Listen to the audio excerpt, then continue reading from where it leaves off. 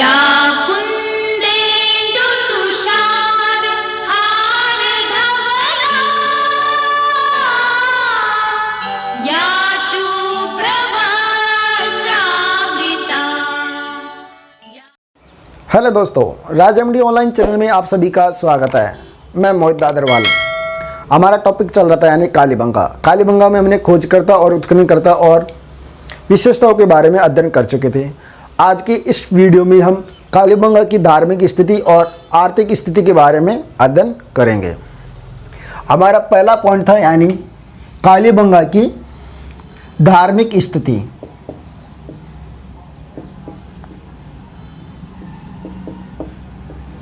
कालीबंगा की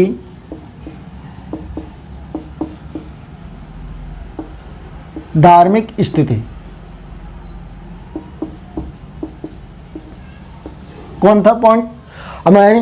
कालीबंगा की धार्मिक स्थिति। दोस्तों, कालीबंगा की धार्मिक स्थिति का पता इसलिए चलता है क्योंकि यहाँ पे सबसे पहले कालीबंगा के जो निवासी होते थे उनकी परंपरा के आधार पे वो क्या पुरोहित वर्ग को,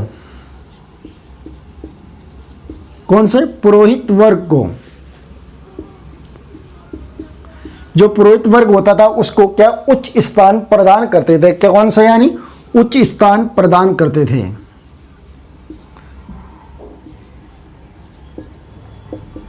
स्थान या पद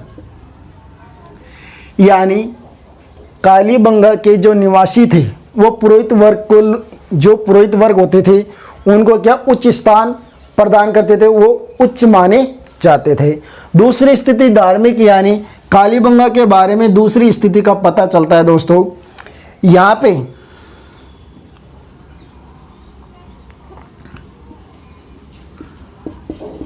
मूर्ति यानी मूर्ति चित्रण के कोई अंकन नहीं मिले। कौन सी? यहाँ पे मूर्ति पूजा या देवी पूजा के कोई भी साक्ष्य नहीं मिले।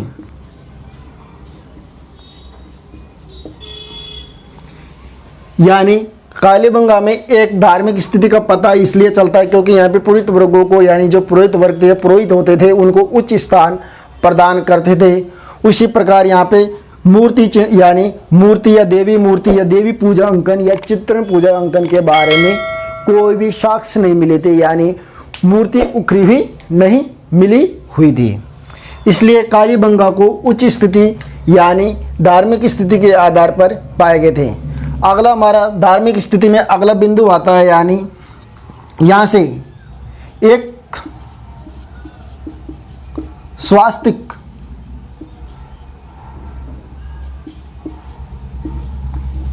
एक स्वास्तिक मिला था यानी एक सात, ये वाला स्वास्तिक।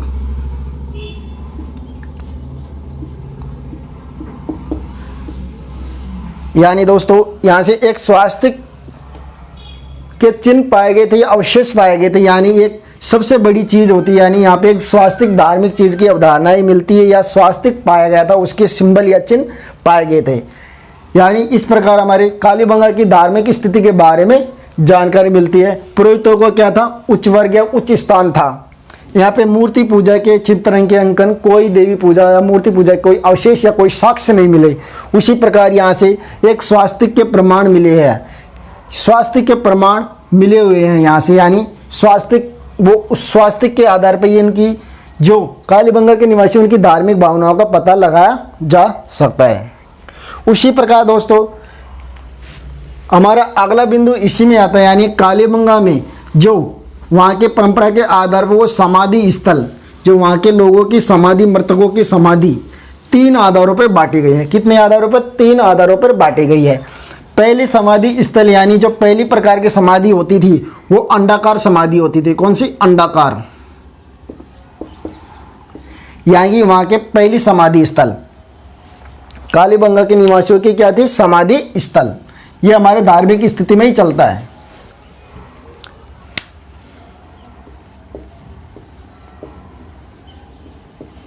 जो वहां पे समाधि पाई गई थी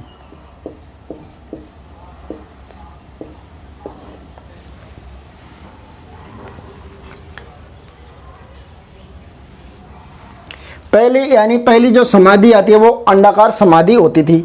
इस अंडाकार समाधि यानी इस प्रकार होती थी, देखो चित्र में देखो, जैसे ये वाली आकृति के आधार पर यानी इस प्रकार की समाधि होती थी।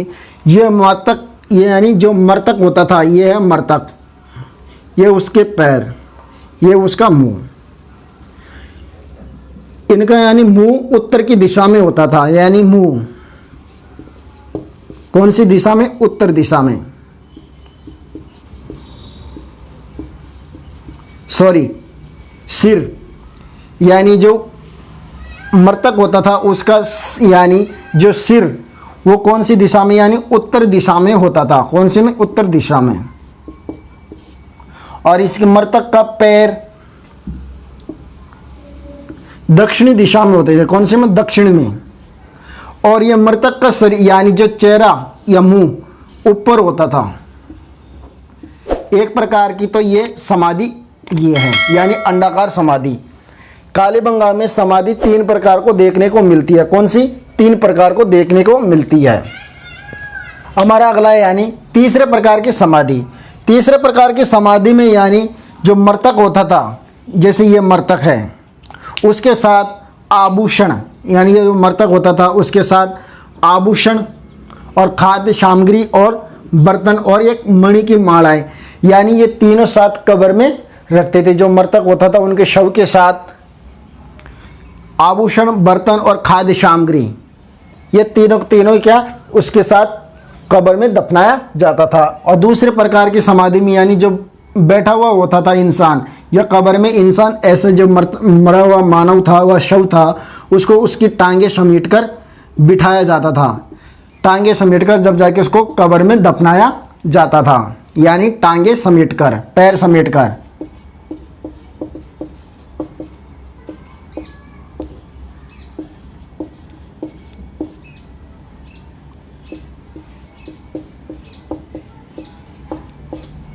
यानी जो पैर समेटकर यानी मृतक को क्या करा था? बिठाया जाता था इस प्रकार। और पहली समाधि में आपको हमने बताई चुके थे, यानी जो सिर होता था वो उत्तर की दिशा में होता था मृतक का, और पैर होते थे यानी जो दक्षिण की दिशा में, और मुंह ऊपर की दिशा में होते थे, ऊपर की साइड।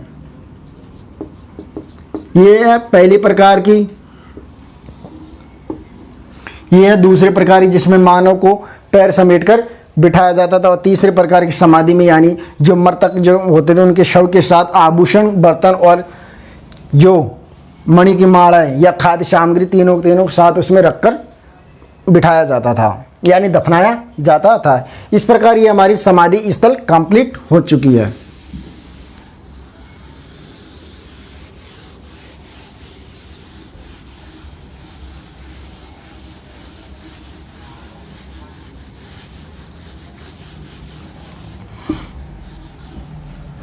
उसी प्रकार यानी जो हमारा अगला बिंदु इसमें आता है, यानी कालीबंगा की आर्थिक स्थिति।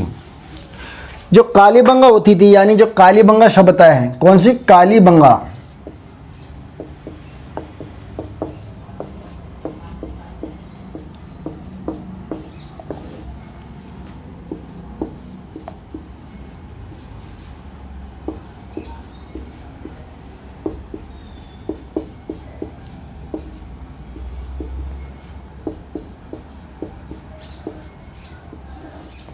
कालीबंगा की जो यानी आर्थिक स्थिति, यानी जो कालीबंगा के लोग थे उनके यानी जो व्यापार क्या किया जाता है? यानी व्यापार जो करते थे वो क्या, किसके साथ थे? मध्य एशिया के साथ पाए जाते, यानी मध्य एशिया के साथ।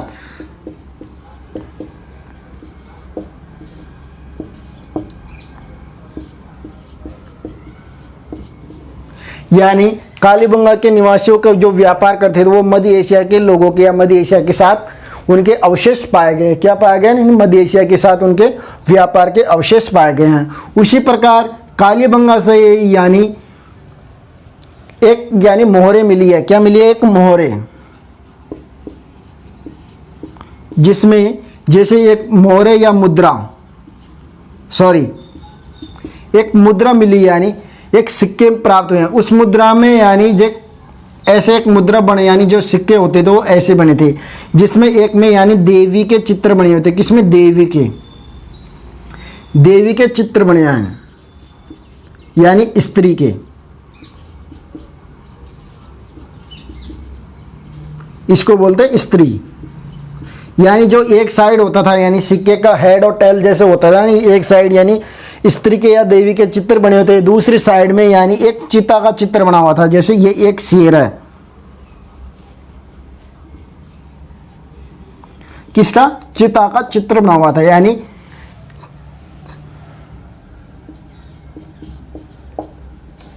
किसका? चिता का चित्र बना हुआ था। इस प्रकार इन दोनों सिक्कों के आधार पर यह पता चलता है यहाँ पे ये क्या थी? एक मातृ सत्तात्मक परिवार था, यानी मातृ सत्तात्मक।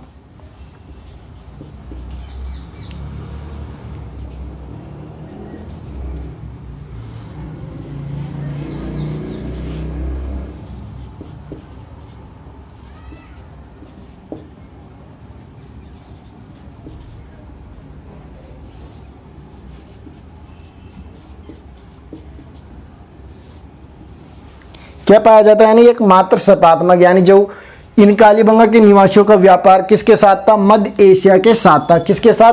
मध्य एशिया के साथ पाया गया था। और यहाँ से जो मुद्राएं मिली है उनमें यहाँ जो सिक्के प्राप्त हुए, एक साइड यानी स्त्री के चित्र पाए गए थे, दूसरी साइड यानी चिता के निशान पाए गए थे। इस कारण इसके कारण ये मात्र सत्तात्मक सभ्यता का पता होने। उसी प्रकार अगला आने यहाँ से एक अगला बिंदु, यानी इसी में आर्थिक स्थिति में यानी एक तंदूरा मिला हुआ था। क्या मिला? एक तंदूरा। तंदूरा किसको बोलते हैं? यानी चूल्हे को ही बोलते हैं, चूल्हे को ही बोलते हैं। यहाँ से एक बड़ा, सबसे बड़ा एक तंदूरा मिला, यानी बड़ा तंदूरा पाया गया कालीबंगा से। क्या पाया गया? कालीबंगा से तंदूरा पाया गया है, जो मध्य एशिया के सभ्यता में देखने को मिलता है। किसमें? मध्य एशिया में सभ्यता को देखने को मिलता है। इस कारण इसका व्यापार क्या था? बड़ा था। और ये व्यापार, जो मुद्राएं मिली है, जो सिक्का मिले थे, यानी सिक्का वो किसके मिले हुए थे? जो स्त्री और चित्रण के यानी बने हुए थे। और जो मोहरें मिली हुई थी, यानी उस पे ही स्त्री के चित्र पाए गए थे। किसके? स्त्री के चित्र पाए गए थे, जिससे ये मात्र सत्तात्मक परिवार देखने को मिलता है। उसी प्रकार दोस्तों ये सभ्यता हमारी कालीबंगा सभ्यता यहाँ पे कंप्लीट होती है। यानी कालीबंगा की खोज या काले रंग की चूड़िया, काले रंग की चूड़िया किसे कहा जाता है? यानी कालीबंगा का ही अर्थ होता है। इसकी खोज 1952 में यानी अमलानंद घोष के द्वारा की गई थी। कौन सी नदी पे? यानी सरस्वती नदी, या वर्तमान में उसे घग्गर नदी के नाम से भी जाना जाता है। कालीबंगा की विशेषताओं में दोस्तों यहाँ से एक यानी 2 फसल बोने के भी साक्ष्य मिले गए थे, और जुते हुए खेतों के भी साक्ष्य मिले थे, और बेलनाकार मोहरें भी पाई गई थी। और कालीबंगा के निवासियों के यानी जो जानवर होता है, यहाँ पालतू जानवर था, वो प्रिय थे। यानी कौन सा? कुत्ता जानवर था। और ऊँटों के साक्ष्य देखने को मिले हैं, यानी जो ऊँटों की हड्डियों के साक्ष्य देखने को भी मिले गए थे, जिससे ये पता चलता है यहाँ पर वो क्या थी? एक बलि प्रथा थी। अगला बिंदु हमारा इसी में आता है दोस्तों, यानी कालीबंगा सभ्यता में ही यहाँ से जो हवन बेड़िया या हवन कुंड मिले थे, वो 7 हवन कुंड मिले हुए थे। यानी जिससे यहाँ पे अग्नि वेदिकाएं जो मिली हुई है, वो हवन कुंड 7 मिले हुए थे। इस प्रकार ये हमारा कालीबंगा सभ्यता यानी समाप्त होती है। कालीबंगा में ही जो कालीबंगा थी उसमें यानी जो जुते हुए खेतों के साथ खांसे यहाँ से, और एक साथ 2 फसल बोने की उनकी मुख्य फसल थी, यानी जौ और गेहूँ। कौन सी? जौ और गेहूँ उनकी क्या थी? एक मुख्य फसल थी, जो उनके 2 यानी एक साथ 2 बोने के फसल मिले हैं। यानी एक, जैसे ये एक खेत होता है, इसमें एक साइड इसमें जौ बो दिया और दूसरी साइड गेहूँ बो दिया। इस प्रकार यानी 2 फसल बोने के ये क्या मिले? साक्ष्य मिले। कालीबंगा में जो आपको आर्थिक स्थिति मिली, यानी समाधि 3 प्रकार की दी जाती थी। यानी जो मृतक को समाधि 3 प्रकार की दफनाया जाता था कब्र में। पहले में यानी जो मृतक होता था उसके यानी सिर उत्तर की दिशा में और पैर दक्षिण की दिशा में, और जो चेहरा होता है यानी मुंह होता था ऊपर की साइड होता था। दूसरी प्रकार की समाधि में यानी जो मृतक होता है उसको बिठाकर समाधि दी जाती है, कब्र में रखा जाता था ताकि उसके पैर को समेट कर। तीसरी प्रकार की समाधि में यानी जो मृतक होता है उसके शरीर तो वही पहले जैसी स्थिति होती है, बट उसमें आभूषण और खाद्य सामग्री और जो मणि की मालाएं होती थी या बर्तन उसके साथ मृतक के साथ यानी कब्र में ही दफनाए जाते थे। ये प्रथा देखने को मिली हुई है। उसी प्रकार यहाँ पे संयुक्त परिवार की प्रथा भी मिलने को मिली है। हमारे चैनल को आपने सब्सक्राइब नहीं किया तो आप सब्सक्राइब कीजिए और अधिक से अधिक शेयर कीजिए। नमस्कार दोस्तों। Subscribe now and press the bell icon. Never miss an update.